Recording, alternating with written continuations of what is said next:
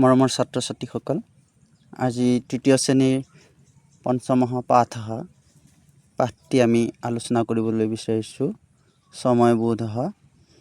গতিকে তোমালোকে মনোযোগ দি শুনিবা আৰু এনেদৰে ভিডিঅ'বোৰ পাই থাকিবলৈ তোমালোকে চেনেলটো ছাবস্ক্ৰাইব কৰি ল'বা। এতিয়া আমি দেৰি নকৰি ভিডিঅ'টো আৰম্ভ কৰোঁ। প্ৰথমতে সময়ৰ বোধ অৰ্থাৎ ধাৰণা বা জ্ঞান। সময়ৰ ধাৰণা বা জ্ঞান, এই পাঠটি ভালকৈ বুজিব লগা হ'লে তোমালোকে ঘড়ী চিনি পাব লাগিব।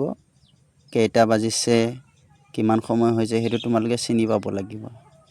গতিকে তোমালোকে যদি ঘড়ী চিনি পোৱা তেতিয়া পাঠটি সহজ হৈ পৰিব।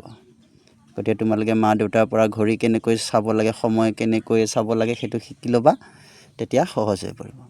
এতিয়া চোৱা, প্ৰথমতে দিছে চোৱা, এই ঘড়ীটোত আছে চোৱা, এই যে ৰঙা কাটাডাল দেখিছা, এইডালকৈ ঘণ্টা কাটা।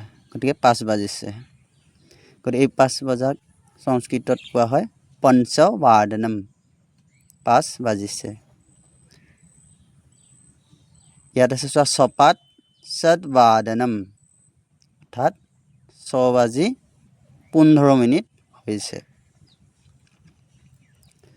ইয়াত চোৱা, সাৰ্ধ সপ্তবাদনম অৰ্থাৎ 7 বাজি 30 মিনিট হৈছে, বা আমি 7:30 বাজিছে বুলিও কওঁ। ইয়াত আছে পাদুন নৱবাদনম অৰ্থাৎ 9 বাজিবলৈ 15 মিনিট আছে। আৰু ইয়াত চোৱা, দশাধিক নৱবাদনম, দশাধিক অৰ্থাৎ 10 মিনিট বেছি। দশাধিক মানে 10 মিনিট বেছি। নৱবাদনম মানে 9 বাজি 10 মিনিট। এতিয়া চোৱা, পঞ্চুন দশবাদনম, পঞ্চুন মানে 5 মিনিট বাকী আছে।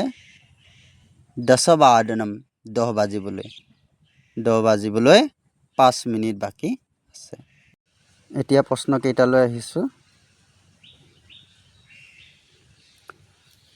ইয়াত লিখা আছে, কহ সময় ইতি লিখতো, কিমান সময় লেখা। 1 নম্বৰটো দিয়া আছে কিতাপত, চাই ল'বা। 2 নম্বৰ পৰা দিছোঁ, 10টা বাজিছে। দশবাদনম অসমীয়াত লিখি দিছোঁ, চাই ল'বা। 3 নম্বৰ 11 বাজি 15 মিনিট, ছপাত একাদশ বাদনম। 4 নম্বৰ 12 বাজি 10 মিনিট, দশাধিক দ্বাদশ বাদনম অৰ্থাৎ 12 বাজি 10 মিনিট। 5 নম্বৰটো চোৱা, 8 বাজি 45 মিনিট, 8 বাজি 45 মিনিটক কোৱা হয় পঞ্চুন নৱবাদনম, পঞ্চুন নৱবাদনম 8 বাজি 45 মিনিট। 6 নম্বৰটো চোৱা, 7 বাজি 55 মিনিট, 7 বাজি 55 মিনিটক কোৱা হয় পঞ্চুন অষ্টবাদনম। 7 নম্বৰটো চোৱা, 5 বাজি 20 মিনিট, 20 মিনিট বেছি আছে।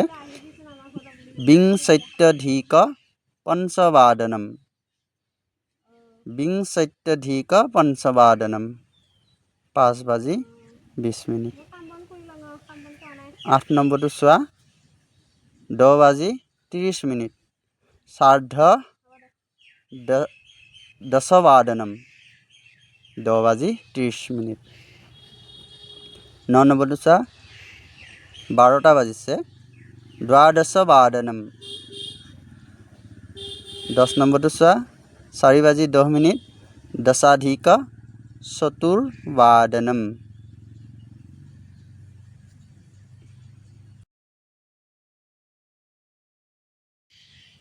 ছাত্ৰ ছাত্ৰীসকল, মই তোমালোকৰ এটি খামখিয়ালি হয় সেইটো ভাঙি দিছোঁ। বিশেষকৈ ইয়াত চোৱা 5 নম্বৰ আৰু 6 নম্বৰ প্ৰশ্নটো ইয়াত আছে 8:45।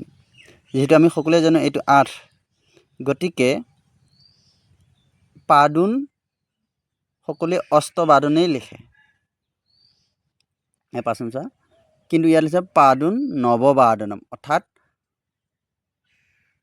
পাদোন নৱবাদনম, অৰ্থাৎ 8:45।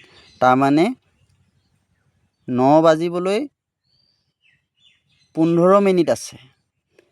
গতিকে 9 বাজিবলৈ 15 মিনিট আছে। গতিকে পাদোন নৱবাদনম ইয়াত লিখিব লাগিব। কিন্তু প্ৰায় ছাত্ৰ ছাত্ৰীয়ে লিখে পাদোন অষ্টবাদনম। যদি এইটো লিখে তেনেহ'লে সেইটো ভুল হ'ব। অৰ্থাৎ 8 বাজিবলৈ 15 মিনিট বাকী আছে, সেইটোহে বুজাব। গতিকে সেইটো তোমালোকে নেলিখিবা, লিখিবা পাদোন। ইয়াত 8 থাকিলেও 9 দিব লাগিব, নৱবাদনম। এই 8টোত তোমালোকে গুৰুত্ব নিদিবা। ঠিক তেনেদৰে এইটো 6 নম্বৰটো 7:55, অৰ্থাৎ 7:55, 8 বাজিবলৈ 5 মিনিট বাকী আছে। গতিকে পঞ্চুন, ইয়াত 7 থকাৰ কাৰণে সপ্ত নিদিবা, পঞ্চুন অষ্টবাদনম হ'ব। এইটো আমি প্ৰায় সকলোৱে ভুল কৰোঁ। গতিকে আশা কৰিছোঁ তোমালোকৰ এতিয়াৰ পৰা আৰু ভুলটো ভাঙি গৈছে।